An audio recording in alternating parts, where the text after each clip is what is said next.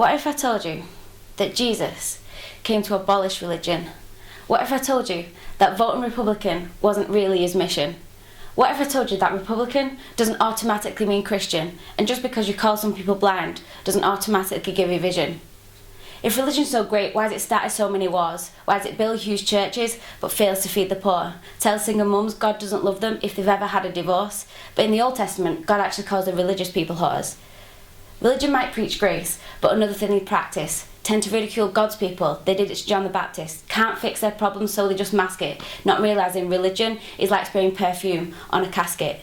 See, the problem with religion is it never gets to the core. It's just behaviour modification, like a long list of chores. And like, let's dress it up on the outside, make it look nice and neat.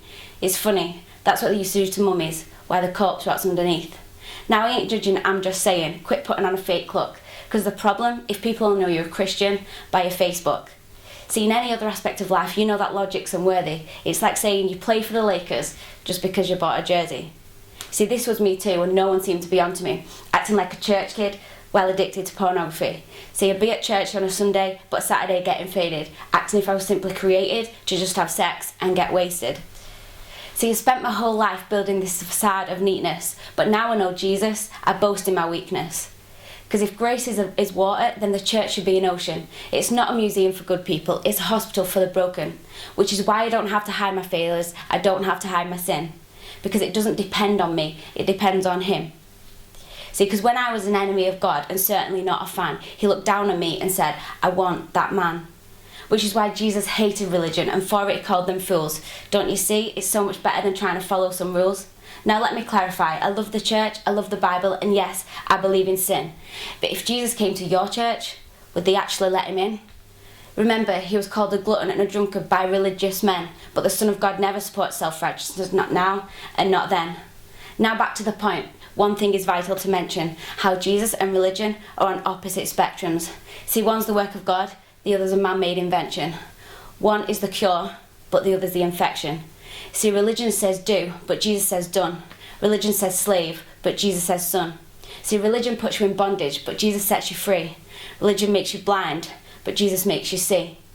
And that's why religion and Jesus are two opposite clans. Religion is man searching for God, but Christianity is God searching for man. Which is why salvation is freely mine and forgiveness is my own. Not by my merits, but by Jesus' obedience alone.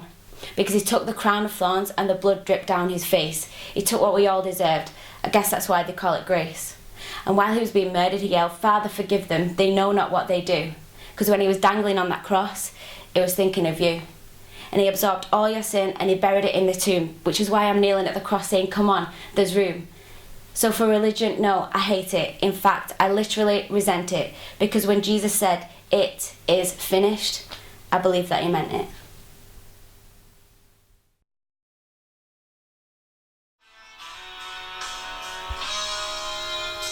Right now, he's probably slow dancing with a bleach blonde tramp, and she's probably getting frisky.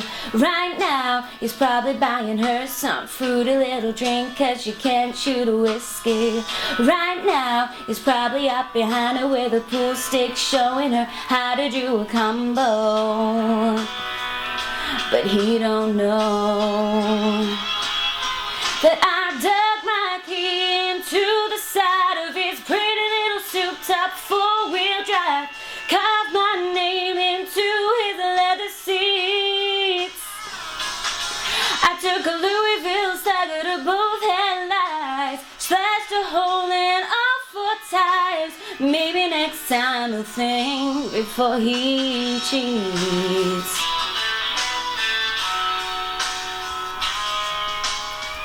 Right now, she's probably up singing some white trash version of Shania karaoke. Right now, she's probably saying I'm drunk, and he's thinking that he's gonna get lucky. Right now, he's probably dabbing on $3 worth of that bathroom polo, and he don't know that I dug my key into the side of his pretty little souped-up four-wheel drive, carved my name into his leather seats. I took a Louisville stagger to both headlights, slashed Maybe next time he'll think before he cheats.